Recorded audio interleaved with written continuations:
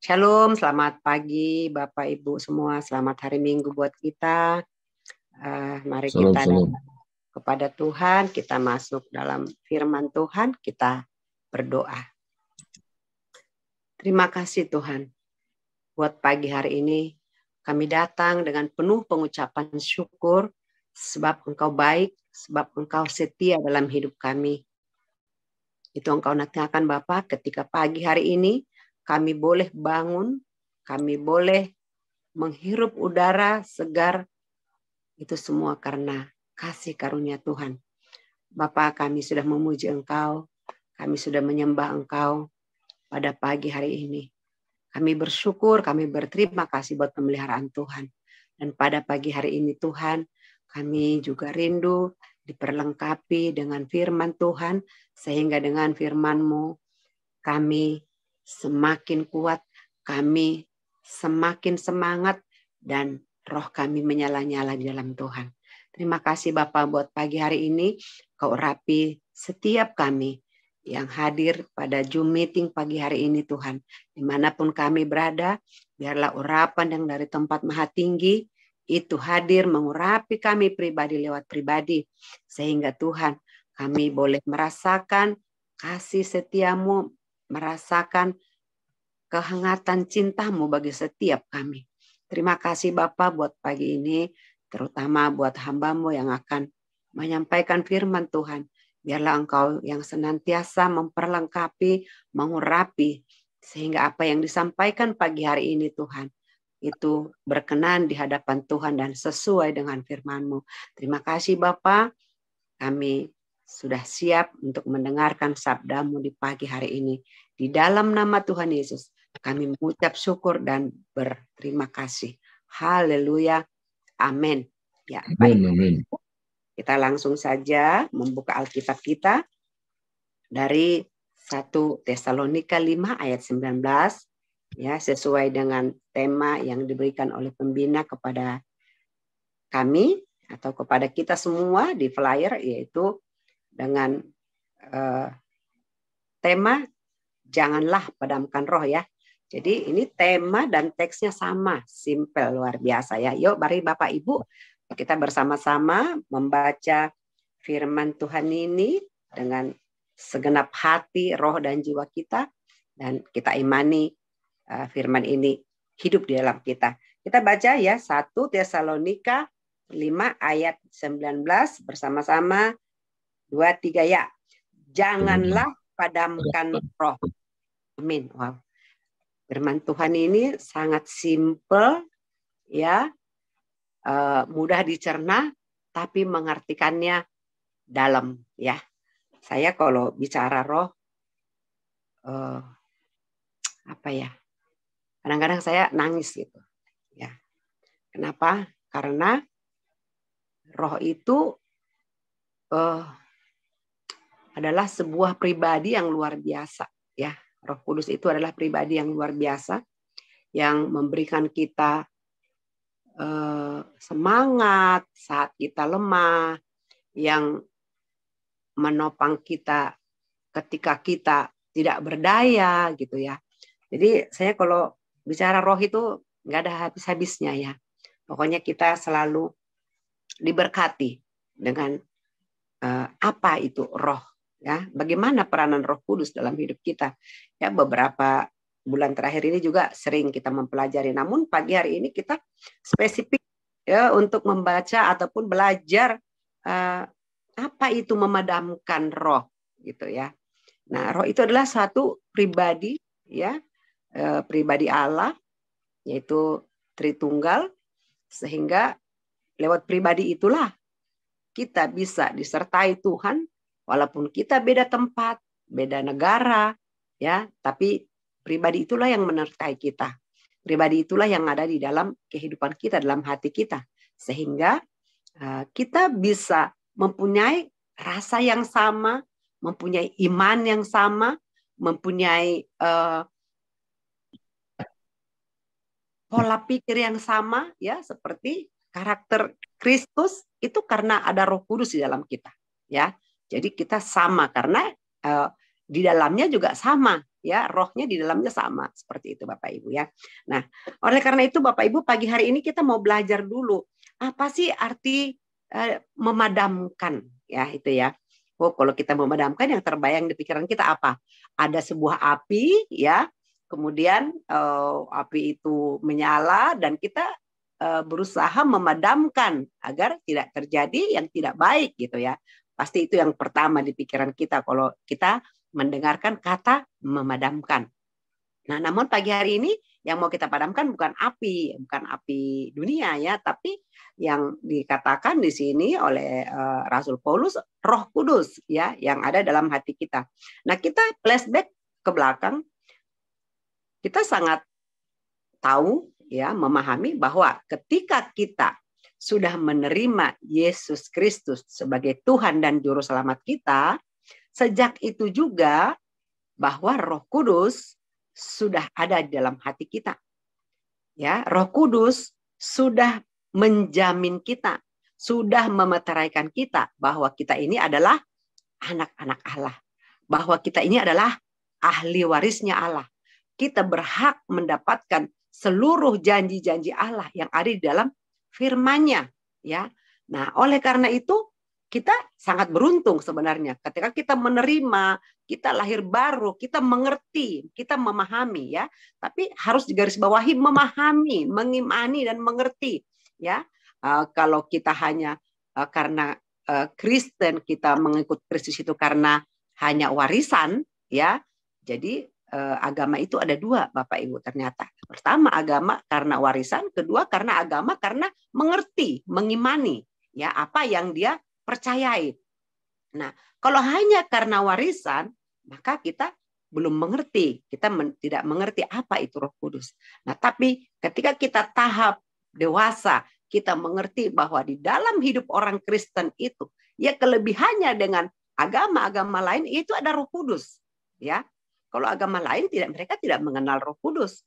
Ya, nah kita yang menjadi andalan kita yaitu Roh Kudus. Itulah yang tinggal di dalam hati kita, menyertai kita sejak hari ini, sejak kita menerima Yesus Tuhan dan Juru Selamat kita sampai selama-lamanya. Sampai kita bertemu nanti face to face, bertemu muka dengan Tuhan Yesus. Nah, itu yang perlu kita garis bawahi. Oleh karena itu Bapak Ibu, pagi hari ini kita belajar apa sih arti memadamkan ya? Memadamkan itu yaitu kalau di dalam rohani, di dalam Alkitab itu artinya membuat Roh Kudus itu sedih, berduka ya. Karena apa? Karena akibat perbuatan kita, akibat kelakuan kita ya. Di dalam Efesus 4 ayat 30 ya, firman Tuhan berkata demikian. Dan janganlah kamu mendukakan Roh Kudus Allah yang telah memeteraikan kamu menjelang hari penyelamatan. Ya, jadi sangat jelas. Ya, ketika kita sudah percaya Yesus sebagai Tuhan dan Juru Selamat kita, kita sudah dimeteraikan oleh Roh Kudus, sudah dijamin, ya kan?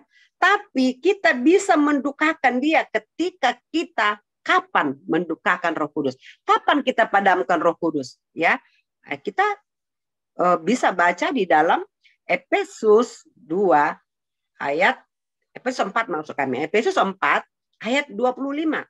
Efesus 4 ayat 25 itu salah satu cara kita memadamkan Roh Kudus itu yaitu ketika kita berdusta. Ya, di situ dikatakan karena itu buanglah dusta dan berkatalah benar seorang kepada yang lain karena kita adalah sesama anggota ya. Anggota tubuh Kristus maksudnya. Nah, itu salah satu. Ya, ketika kita berdusta bahwa kita itu sudah memadamkan Roh Kudus yang ada di dalam hati kita, dalam hidup kita. Kemudian kapan lagi? Ketika kita marah. Ya, di dalam ayat 30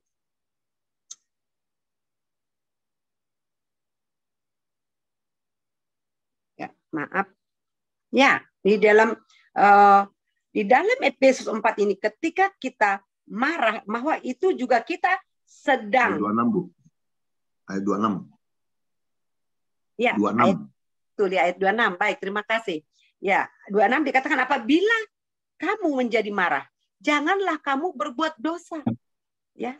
Janganlah matahari terbenam sebelum padam amarahmu. Ya. Jadi ketika kita melakukan itu, Roh Kudus itu sedih, dia berduka. Bagaimana sih ekspresi orang sedih?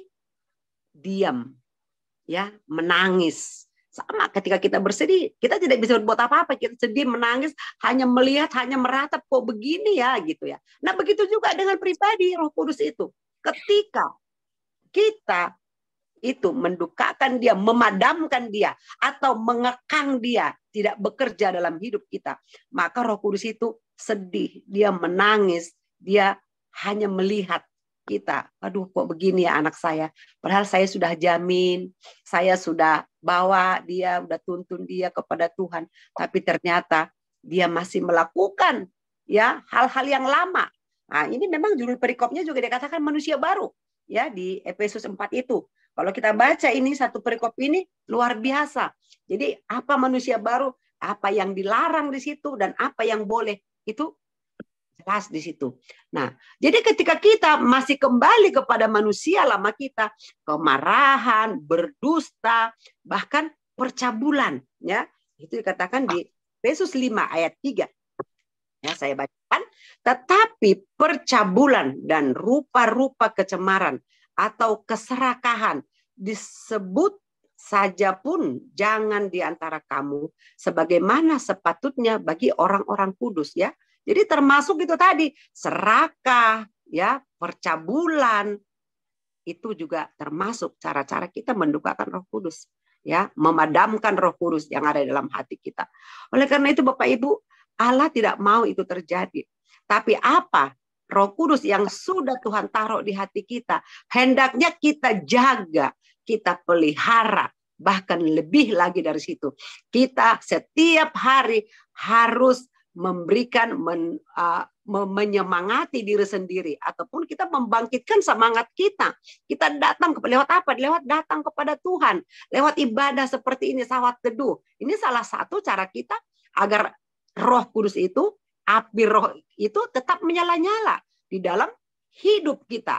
Nah, ketika kita mempunyai pergumulan, terus kita mulai undur, udahlah, saya punya masalah, nanti dululah, saya baru ibadah saat teduh, saya lagi pusing. Nah, kita melakukan itu saja pun Roh Kudus sudah sedih. Kok kamu begitu saja sudah loyo nakku, gitu ya. Kenapa tidak datang kepada Tuhan? Kenapa kita tidak minta pertolongannya? Nah, jadi satu hal yang kita mau ingat, mau garis bawahi, Roh Kudus itu tidak akan bekerja kalau tidak kita minta. Ya, dia akan diam, dia akan sedih, dia akan menangis, apalagi kalau kita batasi, apalagi kalau kita melakukan hal-hal yang tidak baik, ya. Ya seperti itu. Sederhana itu sebenarnya. Ya, tapi kadang-kadang kalau kita tidak menyadari, ya kita lebih besar, suara kita lebih jelas, ya, ego kita daripada suara Roh Kudus, itu yang sering membuat kita jatuh. Saya juga masih sering jatuh di di area ini, ya. Kenapa?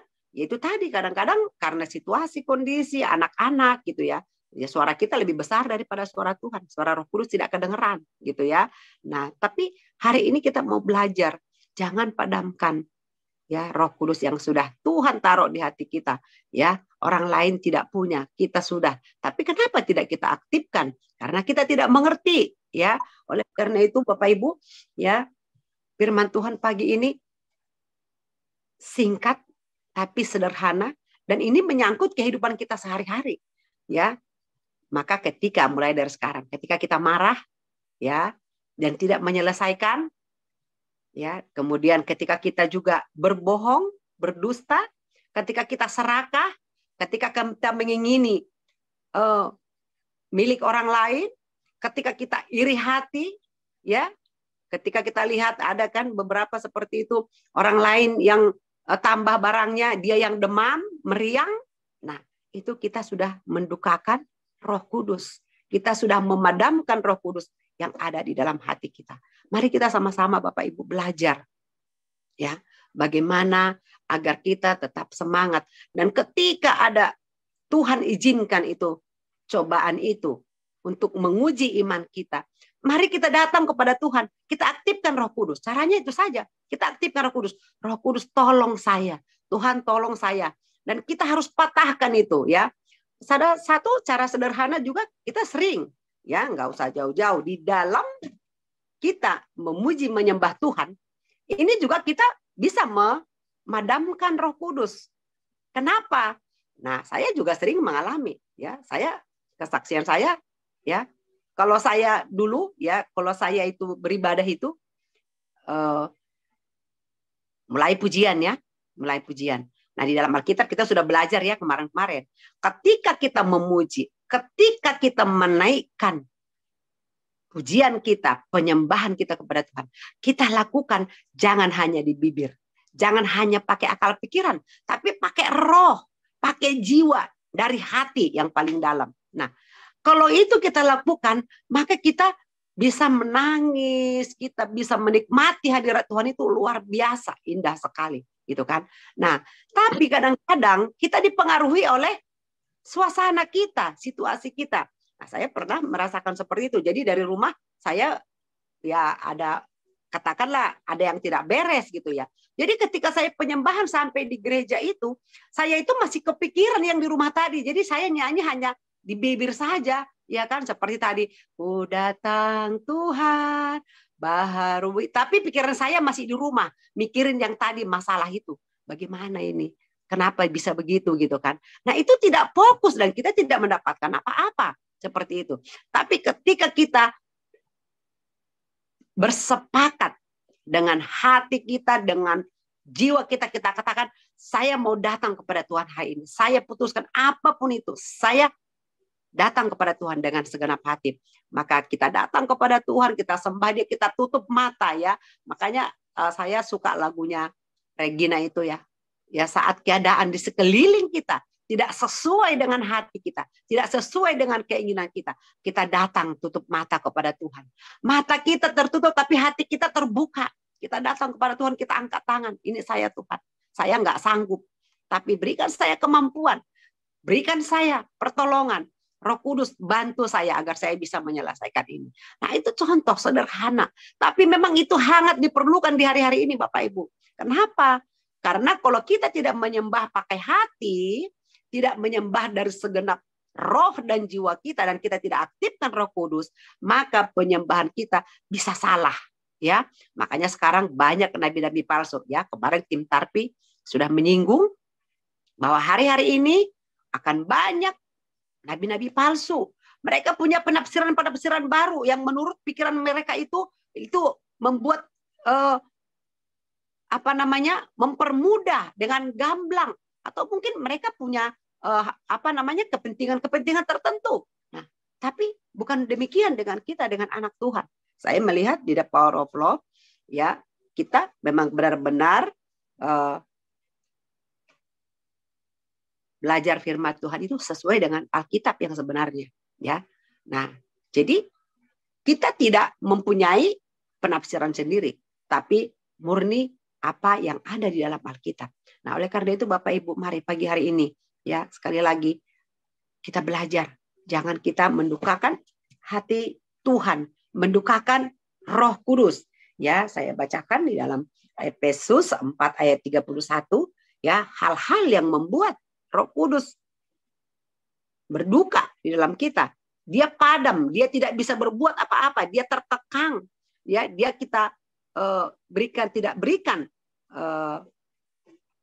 kesempatan untuk berkarya dalam hidup kita, yaitu dikatakan apa? Segala kepahitan, kegeraman, kemarahan, pertikaian, dan fitnah hendaklah dibuang dari antara kamu. Demikian pula segala kejahatan. Itu yang mendukakan, yang memadamkan Roh Kudus dalam kehidupan kita, ya. Kemudian juga dikatakan, tetapi, ya, hendaklah kamu ramah seorang terhadap yang lain, penuh kasih mesra dan saling mengampuni, sebagaimana Allah dalam Kristus telah mengampuni kamu. Ya, jadi luar biasa Bapak Ibu. Yang Tuhan mau hari-hari ini kepada kita, kita harus bisa mengampuni orang, ya, sebagaimana Kristus sudah mengampuni kita. Jadi kalau kita misalnya tersinggung oleh teman kita, saudara kita, keluarga kita, suami, istri, ya, semua mungkin Bahkan orang yang paling mungkin membuat kita tersinggung atau terluka adalah orang terdekat, bukan orang jauh, ya, tapi orang terdekat, orang yang sering bertemu dengan kita, orang yang sering bersosialisasi dengan kita. Itulah orang yang paling banyak, ya, yang paling berpotensi untuk melukai kita, untuk membuat kita terluka. Tapi hari ini Tuhan ajarkan, Alkitab berkata, ampuni mereka sebagaimana Yesus sudah mengampuni kita. Nah, dengan demikian hubungan kita pulih, ya, hubungan kita baik. Dan ketika, ya, firman Tuhan berkata, kalau kita mengampuni saudara kita, maka Tuhan mengampuni. Jelas dikatakan. Nah, kalau kita tidak mengampuni, dia tidak mengampuni, berarti sia-sia kita beribadah. Ya, nah ini perlu kita garis bawahi. Jadi jangan seperti tadi saya bilang, kita hanya berdoa di bibir atau bernyanyi di bibir saja, ya. Jadi kita harus dalami apa isi doa kita. Hendaknya doa kita itu memang keluar dari hati kita. Kita nikmati, kita imani gitu ya. Nah, itu bilang kalau saya suka melihat ya, beberapa kita masih suka dengan doa Bapa kami, ya. Apa dikatakan seperti kami sudah mengampuni, ya kan, orang yang bersalah kepada kami. Tapi Bapak Ibu sama saudara belum cakapan, ya. Satu mama, satu bapak belum berdamai. Tapi kita mengatakan itu, kami sudah mengampuni, gitu kan? Dan itu bagaimana ya gitu ya? Itu kita di dalam doa loh. Itu bagaimana dengan kehidupan sehari-hari, gitu kan? Nah, jadi hari ini kita mau belajar. Saya juga sedang belajar di area ini. Dan memang kita terus belajar dan belajar. Jadi jangan kita ucapkan kalau memang belum. Kalau memang belum mengampuni, mari kita katakan, Tuhan berikan saya kemampuan agar saya bisa mengampuni saudara saya yang menyakiti saya, yang membuat saya tersinggung, ya kan? Nah, itu kita minta Roh Kudus untuk menyertai kita, ya. Demikian Bapak Ibu pagi hari ini ya, sekali lagi Allah mau kita ramah seorang terhadap yang lain seperti yang dalam tadi Efesus 4 ayat 32, tetapi hendaklah kamu ramah seorang terhadap yang lain, penuh kasih mesra, ya, dan saling mengampuni sebagaimana Allah di dalam Kristus telah mengampuni kamu. Ya, demikian singkat firman Tuhan pagi hari ini. Saya percaya Roh Kudus akan memeteraikan di dalam hati kita masing-masing sehingga apa yang Tuhan sampaikan pagi hari ini boleh menjadi rema kita hidupi dalam hidup kita sehari-hari. Kita belajar bersama, kita mengandalkan Roh Kudus, kita undang Roh Kudus. Ya, kapan saja dan di mana saja kita aktifkan dia siap untuk menerima kita. Demikian firman Tuhan pagi hari ini. Kita tutup dengan doa. Kita berdoa.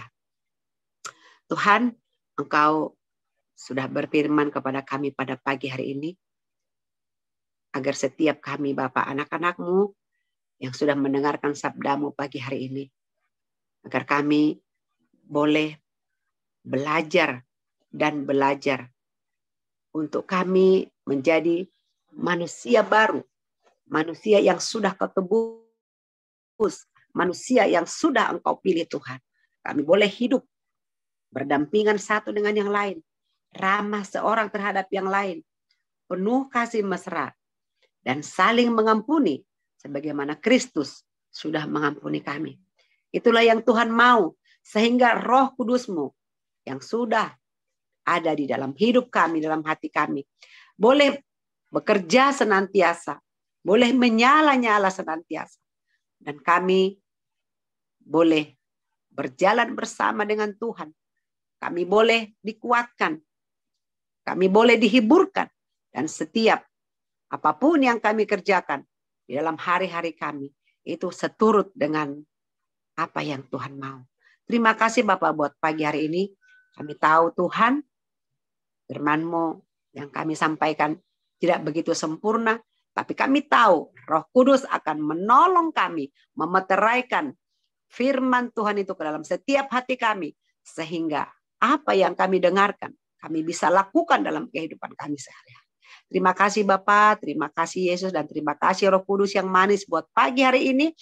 Hamba-Mu sudah selesai berbicara, tapi biarlah Roh Kudus terus bekerja dalam hati kami, sehingga kami semakin hari semakin cinta Tuhan, semakin melekat kepada Tuhan, semakin kagum akan kebesaran-Mu. Terima kasih Bapa. Inilah doa dan harapan kami. Yang kami naikkan hanya di dalam satu nama. Yaitu nama Yesus. Nama yang berkuasa. Raja di dalam hidup kami. Sekarang sampai selama-lamanya. Haleluya. Amin. Saya serahkan kepada Pak Surbakti. Amin, amin. Ya, jadi jelas tadi penjelasan dari hambanya, jangan pada pemroh. Ada sebagian orang tidak mengerti maksud dari menerapkan tadi. Contoh ini dengan pengalaman yang saya alami sendiri. Ketika saya bermasalah dengan seseorang, dan roh itu tugasnya membimbing, menasihati, menghibur, menguatkan, ya mengajar, itu tugasnya ya, karena Roh Kudus itu tinggal dalam hati kita. Nah, jadi saudaraku, saya pernah pengalaman tadi begitu. Ketika saya bermasalah dengan seseorang dan Roh Kudus mengajar, nasihati, ya, dia bilang harus bereskan hatimu. Nah, tapi saya tolak. Soalnya gimana nolaknya? Yang salah kan dia, Tuhan. Kok saya yang datang, gitu ya? Kok saya datang minta maaf? Seharusnya dia yang minta maaf. Tapi kok saya datang? Nah, saudaraku, nah itu ada satu suara seperti itu berdialog. Saya selalu bikin argumen. Yang salah dong datang. Tapi saya belajar ya. Akhirnya dengan dokter memimpin. Nah, saudaraku, saya datang kepada orang yang menyakiti hati saya. Saya berdamai dengan orang itu. Karena yang bermasalah saya kan. Orang itu ya tenang-tenang aja. Nah, jadi saya datang, saya utarakan bagaimana sikap hati saya sendiri terhadap orang itu. Saya ungkapkan, jadi dengan saya ungkapkan seperti itu, saya mengalami satu kelegaan. Dan orang itu pun juga akhirnya minta maaf juga atas kelakuannya, sikapnya yang melukai hati saya. Nah, saudara Tuhan, ketika saya belajar hal ini, dan sama dengan saya mengizinkan Roh Kudus bekerja luasa. Jadi saudaraku, ini pengalaman yang saya praktekkan sendiri, yang membuat ya sampai hari ini, kalau ada sesuatu hal yang hubungan tidak baik, langsung cepat-cepat pemberesan. Karena kalau melayani dalam pekerjaan Tuhan, kalau enggak ada pemberesan, itu akan bermasalah. Bermasalah bagaimana?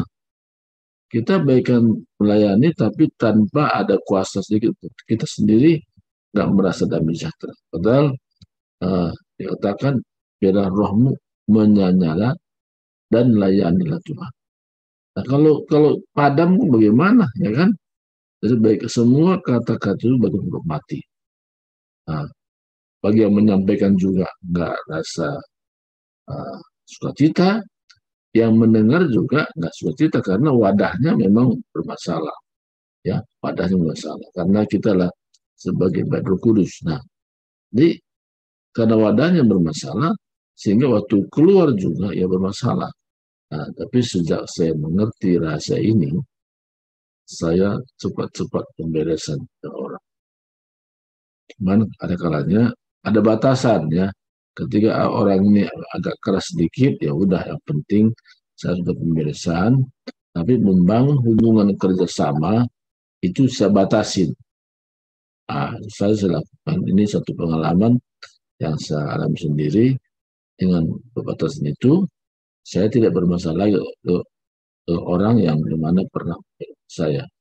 Batasan mana? Kerjasamanya. Jadi dulu bisa kerjasama yang baik, sekarang enggak, biasa-biasa saja berteman biasa. Nah, ada batasan itu sehingga indah ya. Nah, itu satu gambaran bagaimana memberikan Roh Kudus leluasa bekerja. Roh Kudus itu pasti mengingatkan, menghibur, menasihati, mengajar. Ini pekerjaan Roh Kudus. Nah, salah satunya yaitu menasihati. Jangan begitu, jangan begitu. Nah, selalu arahkan. Di lewat pengalaman inilah saya ada kepekaan tentang Roh Kudus. Saya belajar untuk mentaati apa Roh Kudus katakan, yang berbicara ke dalam hati saya. Nah, itu satu pengalaman ya. Jadi kiranya juga mungkin kita punya pengalaman yang berbeda-beda, tapi bentuknya adalah jangan sampai ya Roh Kudus ini kita tidak izinkan berbicara dalam hati kita. Apa yang membuat tidak menginginkan? Karena kalau mulai kedagingan ini yang menonjol, saya mendingan tidak mengizinkan Roh Kudus bekerja. Nah, karena dua keinginan roh dan keinginan daging. Jadi hari ini saya sungguh diberkati lewat hambanya yang sudah menyampaikan Tuhan. Dan saya yakin bukan hanya saya ya, tapi kita semua yang membukanya. Itu dari saya yang saya ceritakan pengalaman pribadi, Roh Kudus. Saya izinkan leluasa bekerja dalam hidup saya. Kalau ada teman-teman yang lain yang juga bisa ceritakan pengalamannya, Roh Kudus membimbing, nah, silakan buka mic-nya ya, sehingga kita saling memberkati, saling menguatkan, saling meneguhkan.